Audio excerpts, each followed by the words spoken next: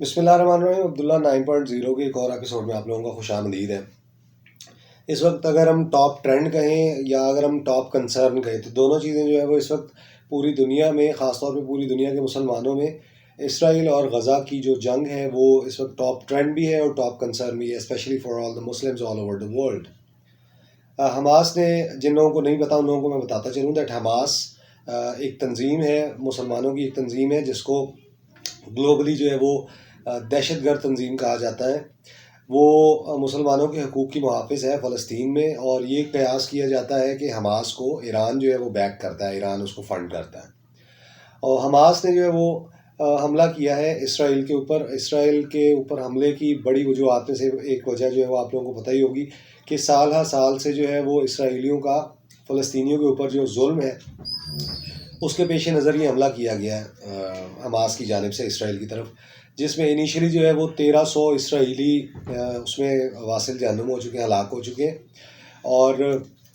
Obviously उसमें उन्होंने कुछ होस्टेजेस लिए हैं, कुछ लोग उन्होंने यरगमाल बनाए हैं, तकरीबन 150 के करीब लोग जो हैं वो उन्होंने यरगमाल बनाए हैं इसमें। और इसमें जो है वो कुछ अमेरिकन्स भी मौजूद हैं। अब यहाँ पे मतलब बहुत सारे आप जो व्यूअर्स होंगे उन लोगों को इतना तो एटलीस्ट पता होगा कि इस वक्त इसके गज़ा के साथ कौन है और इसराइल के साथ कौन है। America being the best friend, being the best ally of Israel, वो खुल के सामने आ रहा है और इसराइल की बहुत ज़्यादा सपोर्ट कर रहा है। यहाँ पे ना अब एक दो नुक्ते हैं जो मैंने एनालिसिस किया, वो मैं चाह रहा था कि आप लोगों के साथ शेयर किए जाए। आप लोगों की जो काबिल कदर राय है, अगर आप उसके जवाब में कोई राय रखते हैं तो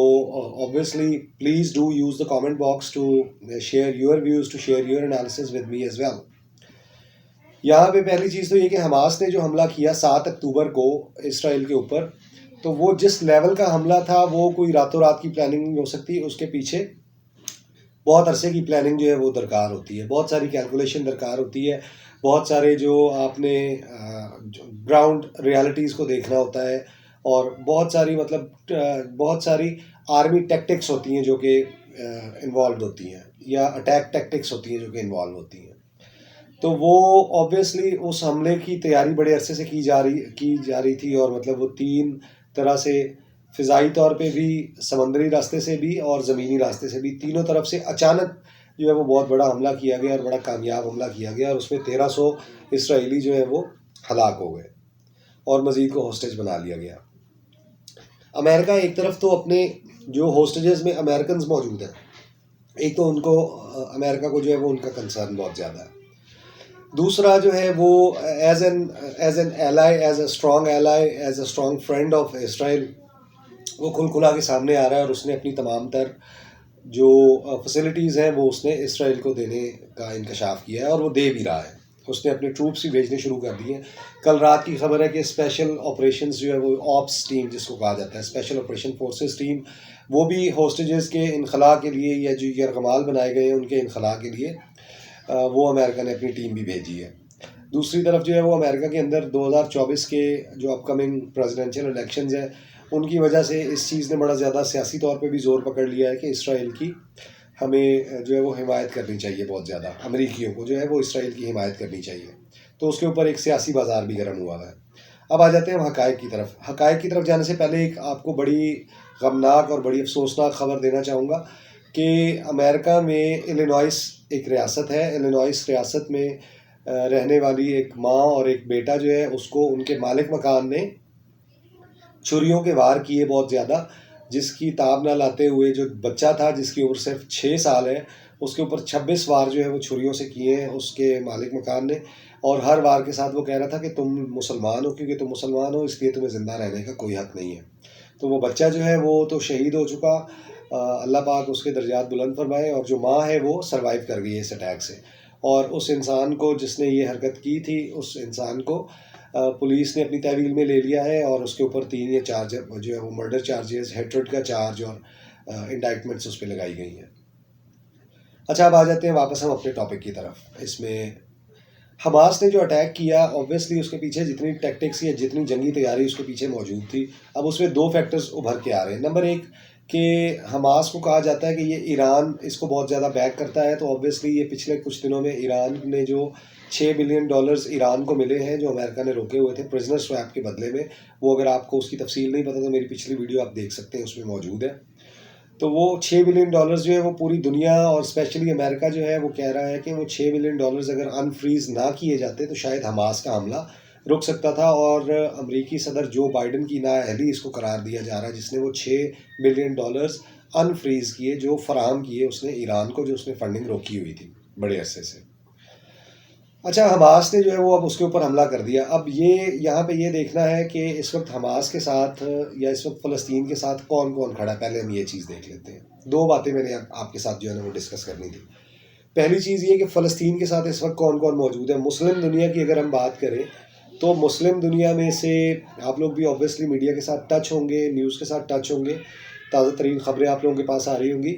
मुस्लिम कंट्रीज़ में से जो है ना वो कोई खातिर खा आपको अगर देखने में आई हो तो वो कोई ऐसी खातिर खा इमदाद या कोई खातिर खा रिलायंस नहीं है जो मुस्लिम ममालिक की तरफ से फ़लस्तीन को दिया गया हो या फ़लस्तीन के साथ किसी ने विद स्टैंड किया हो। अच्छा, ये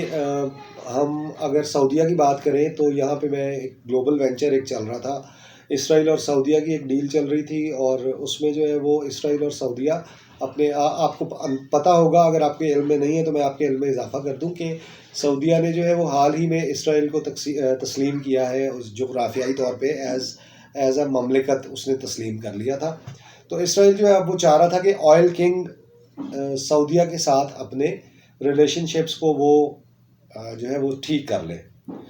तो उसकी डील चल रही थी और उसके बारे में ख़बरें इस तरह की आ रही थी। अब अंदरूनी ख़बरों तक का तो अंदाज़ा नहीं है, लेकिन बैरूनी जो ख़बरें आ रही थी वो ये थी कि इसराइल और सऊदी अरेबिया एक बहुत बड़ी रिकन्सिलिएशन की डील के बिल्कुल किनारे पे पहुंच चुके हैं और बस कुछ ही अरसे में ये इनकी डील हो जाएगी। और वो जो भी डील थी उसकी वजह से दोनों ममालिक बड़े पुरअज़्म थे। यहाँ पे अब क्या हुआ, जिहाद की जैसे किस्में होती हैं ना, जिहाद बिल तलवार, जिहाद बिल कलम, जिहाद बिल नफ्स। तो उसमें जो है वो सऊदीया ने एटलीस्ट ये वाला जिहाद ज़रूर किया है कि फॉर द टाइम बीइंग सऊदीया ने अपना फोकस इसराइल रिलेशनशिप से हटा के और सऊदीया ने अपना फोकस ईरान की तरफ कर दिया है। मतलब वो ईरान, अब ईरान को भी अगर आप तसव्वुर करें मुस्लिम ब्लॉक के अंदर, अगर आप तसव्वुर करें कि ईरान जो है वो भी एक मुस्लिम ममालिक का वो, और उसको गर्दाना जाता है कि ये हमास का हामी है और हमास को बैक करता है, हमास को फंड करता है, वेपन्स देता है और सारा कुछ। तो उसमें मतलब सऊदीया ने ये रोल प्ले किया है। अगर हम अफ़गानिस्तान की बात करते हैं तो अफ़गानिस्तान के जो तालिबान हैं उन्होंने माज़रत की है, और माज़रत के लिए जो अल्फाज इस्तेमाल किए हैं वो उन्होंने किए हैं कि हम किसी के अंदरूनी मामले में दखल अंदाज़ी नहीं कर सकते, लेकिन हम अक़वाम मुत्तहिदा से और सिक्योरिटी काउंसिल से ये अपील करेंगे कि ये जो इंसानी हकूक़ की ख़िलाफ़ वर्जी हो रही है और शदीद जंग जारी है, इस जंग के ख़ात्मे के लिए पुरज़ोर और जल्दी से जल्दी कोशिश की जाए। ये एक मुस्लिम मुल्क है जिसने एटलीस्ट इतना किया कि उसकी दूसरे दुश्मन मुल्क के साथ जिस वक्त फ़लस्तीन की इस वक्त जंग जारी है, उसके साथ उसकी जो डील चल रही थी उसने उस डील को, चाहे वक्ती तौर पे ही सही, अब ये मतलब कंफर्म नहीं है that in future they just want to reconcile that deal और नॉट, लेकिन वक्ती तौर पे उसने जो है वो उस डील को एक तरफ रख दिया और दूसरी तरफ जो है वो उसने साथ दिया है एक तरह से इसका फ़लस्तीन का। अच्छा, दूसरी तरफ जब हम आ जाते हैं तो अफ़गानिस्तान ने जो है वो ये कह के माज़रत कर ली कि हम किसी के अंदरूनी मामलात में दखल अंदाज़ी नहीं कर सकते। उसके बाद हम बात कर लेते हैं, बहुत ज़्यादा ममालिक की तरफ जाने की ज़रूरत ही नहीं है। यूएई का मुझे पता चला था परसों रात के यूएई ने जो है वो अपने हवाई अड्डे दे दिए हैं। अच्छा, इसके पीछे भी जो है वो एक और, ना सिर्फ हवाई अड्डे दे दिए हैं बल्कि उन एयरपोर्ट्स के ऊपर जो है वो अमरीकी तैयारे भी पहुँच चुके हैं। यहाँ पे एक एनालिसिस में देख रहा था कि उस एनालिसिस में ये कहा जा रहा था, और ये बड़ी इफ़ेक्टिव बात है, कि ये जो यूएई को जो अड्डे दिए गए हैं तो ये शायद इसराइल की हिमायत में या फ़लस्तीन के ख़िलाफ़ नहीं दिए गए, बिकॉज़ अगर आप सफ़र का जो है वो तयन देखें तो सफ़र जो है वो उसको अमेरिका को यूएई से फ़लस्तीन का जो सफ़र पड़ता है वो ज़्यादा है एज़ कम्पेयर टू फ़लस्तीन के साथ साथ जो मौजूद हैं। मतलब इजिप्ट को इस्तेमाल कर सकता था अमेरिका अपने हवाई अड्डों के लिए, तो वो उसने जो यूएई के अंदर अपने हवाई अड्डे इस्तेमाल करने का सोचा और वहाँ पे उसने अपने तैयारे भेजे। तो वो एनालिस्ट साहब फरमा रहे थे और मैं उनसे बड़ा इत्तेफाक करता हूँ कि ये शायद फ़लस्तीन के लिए नहीं है, ये शायद अगर कोई नामसाइद हालात पैदा होते हैं तो ये शायद ईरान के ख़िलाफ़ जो है वो इस्तेमाल किए जाए। सऊदीया ने जो है वो डील कैंसिल कर दी है, तालिबान ने माजरत कर ली है, यूएई ने अपने अड्डे दे दिए हैं। 3 प्रोमिनेंट ममालिक की मैंने अब तक बात कर दी। चौथा प्रोमिनेंट मुल्क मुस्लिम अक्सरियती आबादी का मुल्क है पाकिस्तान, इस्लामी जमहूरिया पाकिस्तान। इस्लाम का किला है and that is the base of this country is ला इलाहा इल्लल्लाह। तो पाकिस्तान भी जो है वो कोई ख़ास तो क्या बल्कि पाकिस्तान तो आम भी जो है वो नज़र नहीं आ रहा, ना कोई किसी किस्म की कोई फ़ौजी तनसीबात को वहाँ भेजने का, ना किसी फ़ौजी टुकड़ी को वहाँ भेजने का कोई इरादा सामने ज़ाहिर किया गया हुकूमत की तरफ से। ऐसा कोई अभी तक जो है वो सामने नहीं आया। लेकिन दूसरी तरफ ये पाकिस्तान के अवाम का जो है वो ये है कि अल्लाह पाक इसराइल के मुसलमान बेबस हैं, इसराइल के मुसलमानों की मदद फरमा, गैब से मदद फरमा। मतलब वो तो ये हो गया कि मैं अगर किसी मसले का हल मौजूद हूँ, तो जिस मसले का मैं हल मौजूद हूँ, उस जिस बंदे को मसला है और जिसके लिए मैंने मसले का हल करना है, वो बंदा मेरे साथ बैठा हुआ दुआ कर रहा हो कि या अल्लाह मेरी गैबी इमदाद फरमा दे, तो दैट मीन्स उस बंदे को मेरे से तो कोई उम्मीद नहीं है। तो पाकिस्तान से तो उम्मीद नहीं है और ऑब्वियसली अब इसमें जो है वो अल्फाज इस्तेमाल हो सकते हैं कि अमेरिका का पिट्ठू है या अमेरिका की तरफ से इजाज़त नहीं है या यहूदियों का हामी है या जो कुछ भी है। ये हम उस बहस में पढ़ते ही नहीं है, वो फिर सियासत की तरफ चला जाएगा। We are just here to analyse things कि कैसे होना चाहिए, और इस वक्त जो मोस्ट रिसेंट हालात चल रहे हैं मैं उनसे आपको आगाही देना चाह रहा था। अच्छा, यहाँ पे अब हमने 4 ममालिक देख लिए जो 4 मुस्लिम अक्सरियत के ममालिक हैं, और उन मुस्लिम अक्सरियत के ममालिक में से कोई एक मुल्क भी ऐसा नहीं है जिसने फ़लस्तीन की हिमायत का ऐलान किया हो या उसने कोई इस तरह का ऐलान किया हो कि जिससे वो बैक कर दे। अच्छा, इराक़ है, उसके बाद लेबनान है और ईरान है। ये 3 ममालिक हैं जो हामी ममालिक इस वक्त मौजूद हैं। अब लेबनान के अंदर हिज़्बुल्लाह नाम की एक तंजीम मौजूद है जो कि मुजाहिदीन का एक ग्रुप है, और मुसलमानों के अलावा बाकी जितने भी लोग हैं उन सब के लिए वो एक दहशतगर्द तंजीम है। तो हिज़्बुल्लाह ने भी जो है वो हिज़्बुल्लाह भी बहुत ज़्यादा स्ट्रॉन्ग ग्रुप है। हिज़्बुल्लाह ने भी नॉर्दर्न साइड से, शुमाली साइड से इसराइल के बॉर्डर के ऊपर कुछ फायरिंग जो है वो की है, रॉकेट्स फेंके हैं और बमबारी वगैरह की है, जिससे उसने बड़ा स्ट्रॉन्ग मैसेज दिया इसराइल को दैट हमास को आप बिल्कुल भी अकेला, अव्वल तो फ़लस्तीन को, दूसरा हमास को आप बिल्कुल भी अकेला नहीं समझ सकते। पीछे हिज़्बुल्लाह मौजूद है with a very strong stand. ये अब तक की जंगी सूरत हाल है। अच्छा, दूसरी चीज़ यहाँ पे मैंने पिछली वीडियो में मैंने एक चीज़ अर्ज़ की थी that all is fair in love and war. जब तक जंग शुरू नहीं होती तब तक मामलात कुछ और हो जाते हैं, but when unfortunately a country is at war, चाहे वो हमारा हामी कंट्री हो या हमारा दुश्मन कंट्री हो, when ever a country is at war, तो वहाँ पे यकसर बहुत सारी चीज़ें बदल जाती होती हैं। यकसर बहुत सारे हालात, बहुत सारे क्या, सारे हालात ही बदल जाते होते हैं। अब मैं अगर आपके साथ जंग करूं और उसके बाद मैं तवक्को करूं कि मैं आपके ऊपर जितनी शिद्दत से भी हमला कर सकता हूं मैं कर दूं, और आपकी तरफ से किसी किस्म के जवाबी हमले की तवक्को ना रखूं, तो ये इंतहाई गलत बात है। यहाँ पे जो है वो मतलब मैं नहीं चाहता कि अगर आप देख रहे हैं इस वीडियो को, अब तक आप मेरे साथ हैं, तो आप ये तासुर लेके जाएं कि मैं जो है वो फ़लस्तीन की मुखालफत और इसराइल की हिमायत करने लगा हूँ। ऐसा बिल्कुल भी नहीं। मैं ग्राउंड रियलिटीज़ के ऊपर बात कर रहा हूँ, मैं करता ही ऐसे हूँ, मैं ग्राउंड रियलिटीज़ पे बात करता हूँ। वो थोड़ी सी कड़वी होती है, वो इस वजह से हज़म नहीं होती। तो ऑब्वियसली जब आपने इतनी बड़ी पावर इसराइल के ख़िलाफ़, जो कि बड़े वेल इक्विप्ड है और उनकी आर्मी बड़ी वेल इक्विप्ड है और वेल ट्रेंड आर्मी है, उन पे जब आपने शब खून मारा है, और हॉलोकॉस्ट जो है वो हॉलोकॉस्ट एक इवेंट गुजरा है हिस्ट्री के अंदर, जिसमें यहूदी जो है वो यहूदियों का इतना ज़्यादा कत्लेआम किया गया था, इतना ज़्यादा कत्लेआम किया गया था कि जिसकी इंतहा नहीं है। आप कोई वीडियो अगर आप हॉलोकॉस्ट लिख के और आप अगर कोई वीडियो अपलोड करने की कोशिश करेंगे तो वो आपका अकाउंट बैन कर दिया जाएगा। मार्क जुकरबर्ग साहब आज खुद जो है वो यहूदी है, तो ऑब्वियसली वो अपने ऊपर तानाज़नी तो कोई बर्दाश्त नहीं करता। अब कहा यह जा रहा है, जो कि हकीकत भी है, कि हॉलोकॉस्ट के बाद अगर एक सिंगल डे में अगर इतने सारे यहूदी मारे गए हैं तो वो 7 अक्टूबर का दिन था, जिस दिन 1300 यहूदी जो है वो मारे गए हैं। अब इतनी शिद्दत से जब आप हमला करते हैं, अमेरिका उनका यार है, फ़ौजी तनसीबात में वो आपसे बहुत ज़्यादा आगे हैं, और जज्बा ईमानी में बिल्कुल हमसे ज़्यादा आगे वो नहीं हो सकते, और हम देयर इज़ अ पॉइंट जहाँ पे वो आगे वो डर जाते हैं। जितना भी बहादुर फ़ौजी हो, अमेरिका का भी फ़ौजी हो, उसके पास जैसे मर्जी गैजेट्स हो, but there is a point where you are afraid of your life, you are afraid of your death. जहाँ पे आप अपनी मौत और ज़िंदगी कश्मकश में जब गिरफ्तार होते हैं तो आप अपनी ज़िंदगी को ही प्यारा करते हैं, आप मौत की तरफ नहीं जाते। But Muslim is the only nation in the world के जो कि जज्बा ईमानी से इतनी ज़्यादा सरशार होती है कि वो शहादत, जो सबसे छोटी चीज़ होती है जो वो जंग में लेके निकलते हैं, वो शहादत होती है। तो जब बात ही शहादत की आ गई, जब एक बंदा ज़हनी तौर पे तैयार होकर निकल रहा है कि जी मैं अगर मर गया तो मैं शहीद हूँ, तो वो उससे ज़्यादा बहादुर इंसान दुनिया में मौजूद नहीं हो सकता। लेकिन दोबारा से हम ग्राउंड फैक्ट्स पे आ जाते हैं, जज्बात से हट के, इमोशन से हट के हम दोबारा ग्राउंड फैक्ट्स पे आ जाते हैं। आप जो मेरे सामने इस वक्त बैठे वीडियो देख रहे हैं, अगर आप जज्बा ईमानी से सरशार हैं और आपके पास पिस्तौल नहीं है,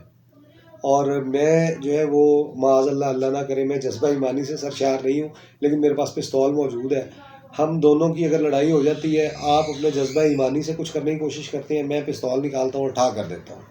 तो वो ऑब्वियसली ये वो चीज़ें होती हैं जो ग्राउंड रियलिटीज़ होती हैं, जो फैक्ट्स होते हैं जिनको हमें दिमाग में रखना चाहिए। अदर देन इमोशंस ये चीज़ें होती हैं, दीज आर प्रैक्टिकल थिंग्स। तो वो वसाइल के अंदर जो है वो ज़ाहिरी तौर पे, अब इंटरनल टैक्टिक्स या इंटरनल वसाइल, इंटरनल रिसोर्सेज ना मुझे फ़लस्तीन के पता है, ना मुझे इसके पता है कि इनके तहखानों के अंदर किस लेवल के हथियार मौजूद है, न्यूक्लियर हथियार इनके पास मौजूद है या नहीं, किसके पास कितने ग्रेनेड है, किसके पास कितनी गन्स है, ये तो अब जाहिर सी बात है, ना मुझे अंदाज़ा है, ना आपको अंदाज़ा होगा, ना ही बड़े से बड़े किसी एनालिस्ट को अंदाज़ा होगा। लेकिन ज़ाहिरी तौर पे जो चीज़ें हमें नज़र आती हैं वो ये है कि आर्मी टैक्टिक्स के अंदर अगर देखा जाए तो इसराइल जो है वो फ़लस्तीन से आगे है। तो अब ऑब्वियसली इतने बड़े हमले के बाद, coming back to the point, इतने बड़े हमले के बाद जब आपको उस हमले का रद्द-ए-अमल मिल रहा है, every action has a reaction. अब वो उसने, न्यूटन ने तो कहा था कि इक्वल एंड अपोजिट रिएक्शन होता है, लेकिन इक्वल एंड अपोजिट नहीं होता, कई मरतबा जो है वो अपोजिट तो होता ही होता है, लेकिन वो इक्वल से कहीं ज़्यादा होता है, और वही ज़्यादा रिएक्शन इस वक्त फ़लस्तीन फेस कर रहा है इसराइल को लेके। हमास ने, अच्छा यहाँ पे मैं एक चीज़ आपसे और मैं शेयर करता चलूँ कि अमेरिका के अंदर जो चीज़ जो इस वक्त ज़बान ज़द-ए-आम है वो ये है कि हमास ने फ़लस्तीनी अवाम को ह्यूमन शील्ड के तौर पे यूज़ किया है, कि हमास ने अपने अज़ाइम के हसूल के लिए फ़लस्तीनी अवाम को ढाल के तौर पे इस्तेमाल किया, और हमास को कोई कंसर्न नहीं है कि फ़लस्तीनी अवाम के साथ क्या हो और क्या ना हो। और हमास ने जो है वो अपने जंगी अड्डे, और हमास ने अपनी जो इन्वेंट्रीज़ हैं, वेपन्स की जो इन्वेंट्रीज़ हैं, वो उन्होंने स्कूल्स के और हॉस्पिटल्स के और मसाजिद के नीचे तहखाने बना के उन्होंने जो है ना वो रखी हुई थी। तो इससे ग्लोबली जो है वो ह्यूमैनिटेरियन कंसर्न जो एक पैदा होता है, जो एक इंसानी हकूक़ का एक कंसर्न पैदा होता है, वो ये होता है कि हमास को जो है वो, हमास ने इतनी ख़तरनाक चीज़ें, अपने एमिनेशंस, अपनी वेपनरी, अपनी आर्टिलरी, वो सारी की सारी जो है वो ऐसी जगहों के ऊपर रखी हुई है जो कि बड़ी फ्रेजाइल प्लेसेस हैं। मस्जिद बड़ी फ्रेजाइल प्लेस है, हॉस्पिटल्स बड़े फ्रेजाइल प्लेसेस हैं, स्कूल्स बड़े फ्रेजाइल प्लेसेस हैं, obviously kids go and get their education from there, so these are very fragile places, and if attacked तो यहाँ पे ऑब्वियसली ह्यूमैनिटेरियन कंसर्न राइज होना ही होना है। तो वो जो है वो अमेरिका में ये बड़ा इस चीज़ को वो किया जा रहा है कि हमास ने जो है वो फ़लस्तीनी लोगों को शील्ड बनाया हुआ है। अब हुआ ये कि हमास के इस पुरज़ोर हमले के बाद फ़लस्तीन ने जो है वो, ज़ाहिर सी बात है, उसने रिएक्ट करना था, उसने रिएक्ट किया, और उसने बड़ी शिद्दत से रिएक्ट किया। और इसराइल के जो वज़ीर आज़म हैं बेंजामिन नेतन्याहू, उन्होंने कहा है कि this is just the start of the war, ये जंग अभी शुरू हुई है, और ये एक बहुत लंबी, इसराइल एक बहुत लंबी जंग में दाखिल हो चुका है। ये इसराइली प्राइम मिनिस्टर, इसराइली वज़ीर आज़म के अल्फाज हैं। तो ज़हनी तौर पे वो तैयार हैं कि हम पे जितनी शिद्दत का हमला किया गया, तो और कुछ नहीं तो उससे हमको 100 गुना ज़्यादा जब तक हमला नहीं कर लेंगे तो हमें जो है वो सुकून नहीं मिलेगा। अब मैं दोबारा से अपना फ़िक्रा दोहरा रहा हूँ, आई होप, अल्लाह करे कि आप लोग जो है वो उस लेवल तक आ गए हो जिस लेवल तक मैं आपको लेके आना चाह रहा था, ये सारे हक़ाइक़ बताते बताते, that all is fair in love and war. जब मिज़ाइल आता है तो वो मिज़ाइल की आंखें तो नहीं होती कि आगे फिर कोई बच्चा है या बड़ा है या बूढ़ी है या वो कोई डिसेबल्ड पर्सन है जो कि अपनी व्हील चेयर पे है, और व्हाट्सोएवर, मिज़ाइल की आंखें नहीं होती। Once the war is ignited you can not stop it. और जो जंग होती है वो अंधी होती है, जंग की आंखें नहीं होती, जंग के अंदर फिर जज्बात नहीं होते, फिर ऑब्वियसली वो उसमें जो है जब अमेरिकन मीडिया या वेस्टर्न मीडिया स्पेशली जो है वो ये दिखा रहा है कि बच्चों को स्लॉटर किया गया है, फ़लस्तीनियों ने या हमास के जो दहशतगर्द हैं उन्होंने बच्चों को स्लॉटर किया, कैमरा के सामने ज़िबा किया है, और उसके बाद वो वीडियोज़ उन्होंने वायरल की हैं। यहाँ पे अभी मैं देख रहा था, मैं दोबारा से जो है वो आप लोगों को आप लोगों के ज़हनी लेवल को उस चीज़ तक लाने के लिए मैं थोड़ा सा दोबारा से ज़रा बात को दूसरी तरफ लेके जा रहा हूँ, लेकिन वो इसी चीज़ से ही कंसर्न है कि अमेरिका के अंदर इस वक्त ये वेस्टर्न मीडिया इस वक्त जो है वो इस चीज़ से भी बहुत ज़्यादा कंसर्न है कि डिस इन्फॉर्मेशन और मिस इन्फॉर्मेशन ये बहुत ज़्यादा जो है वो दी जा रही है। मतलब शाम के अंदर या इराक़ के अंदर अगर कोई हमला हुआ था और उसके जो डिसीज़ हैं या उसके जो लोग जो उसमें शहीद हुए, जाँ बहक हुए, उन लोगों की पुरानी तस्वीर को निकाल के भी जो है वो वायरल किया जा रहा है और फ़लस्तीन के हक़ में आवाज़ उठाई जा रही है। कई कह रहे हैं कि वो इसराइल जो है वो हमदर्दियाँ हासिल कर रहा है उन पुरानी तस्वीरों को शेयर करके। तो ये misinformation and disinformation is also the part of this war. Especially इस वॉर के बारे में अगर हम बात करें तो ये जो है बहुत ज़्यादा झूठी ख़बरें और अफवाहें जो है वो फैलाई जा रही हैं। अभी मैं इसी पे अमेरिकन न्यूज़ के ऊपर ही मैं थोड़ा सा काम कर रहा था, तो वहाँ मैंने देखा कि रेप का जो लफ्ज़ है वो पिछले 2 दिन से मैं देख रहा हूँ कि जो उनकी खबर आ रही है उसके अंदर रेप का लफ्ज़ उन्होंने शामिल कर दिया। वेस्टर्न मीडिया ने स्पेशली रेप का लफ्ज़ शामिल कर दिया कि हमास के दहशतगर्द जो हैं उन्होंने नौजवानों को मार दिया, उन्होंने बच्चों को स्लॉटर किया, उन्होंने औरतों को सड़कों पे घसीटा और उन्होंने रेप किया। 2 दिन से पहले 48 hours prior to this rape का जो लफ्ज़ है वो किसी भी खबर के अंदर मौजूद नहीं था। मैं 1000% यकीन के साथ कह सकता हूँ, because every moment I am in touch with the western media because I am working on that. 2 दिन से जो है वो वेस्टर्न मीडिया के अंदर जैसे किसी ने आपको इंस्ट्रक्शन दे दी हो कि अब आपने जो भी खबर आपने लगानी है हमास के ख़िलाफ़, उसमें आपने ये कीवर्ड है रेप का, ये भी आपने इस्तेमाल करना शुरू कर देना है कि उसने जो है वो हमास के दहशतगर्दों ने इसराइली जो ख़वातीन थी उनका रेप भी किया, उनके साथ ज़ना बिल जबर भी किया। तो ये जो है ना मतलब एक नई चीज़ उन्होंने जो है इस पैकेज के अंदर शामिल कर दी है। दुनिया की आँखों को ये दिखाने के लिए कि कौन सच है और कौन झूठ है, तो तब मिस इन्फॉर्मेशन और डिस इन्फॉर्मेशन ये 2 चीज़ें हैं जो यूज़ की जाती हैं। साइबर मीडिया का दौर है, सोशल मीडिया का दौर है, तो ऑब्वियसली फ़ोटोज़ को मैनिपुलेट किया जा सकता है, उसको वीडियोज़ को मैनिपुलेट किया जा सकता है, ग्राफ़िक कंटेंट जो है वो उसको छेड़-छाड़ की जा सकती है। अच्छा, यहाँ मैं आपको एक छोटा-सा मैं लतीफ़ा भी सुनाता चलूँ कि मैं पिछले दिनों फ़ेसबुक पे देख रहा था, एक वीडियो क्लिप था और उस वीडियो क्लिप में जो है वो उसके मैं आपको व्यूज़ पहले बता दूँ कि उसके व्यूज़ थे तकरीबन कोई 1.2 मिलियन व्यूज़ थे। 48 घंटे के अंदर-अंदर जो है ना वो उस वीडियो को 1.2 मिलियन व्यूज़ थे। तो उस वीडियो के अंदर जो है ना वो दिखाया जा रहा था कि मिसाइल्स जो है वो निकल रहे हैं और मिसाइल्स जाके निशाना बना रहे हैं जंगी जहाज़ों को और हेलीकॉप्टर्स को, और वो हेलीकॉप्टर्स गिर रहे थे। और वीडियो को जिस बंदे ने भी डब किया हुआ था तो वहाँ पे अल्लाहु अकबर, और उस वीडियो के नीचे बाकायदा तौर पे नारा तकबीर, अल्लाहु अकबर और वो दुआएँ वगैरह, फ़लस्तीन के लिए नेक तमन्नाएँ, नेक दुआएँ और इसराइल को बद्दुआएँ, ये भरी हुई थी। थाउज़ेंड्स ऑफ कमेंट्स मौजूद थे उसके अंदर। मेरा जो करियर है वो गेमिंग से बहुत ज़्यादा जुड़ा हुआ है। मैं अभी भी गेमर हूँ, गेमिंग करता हूँ मैं बहुत ज़्यादा।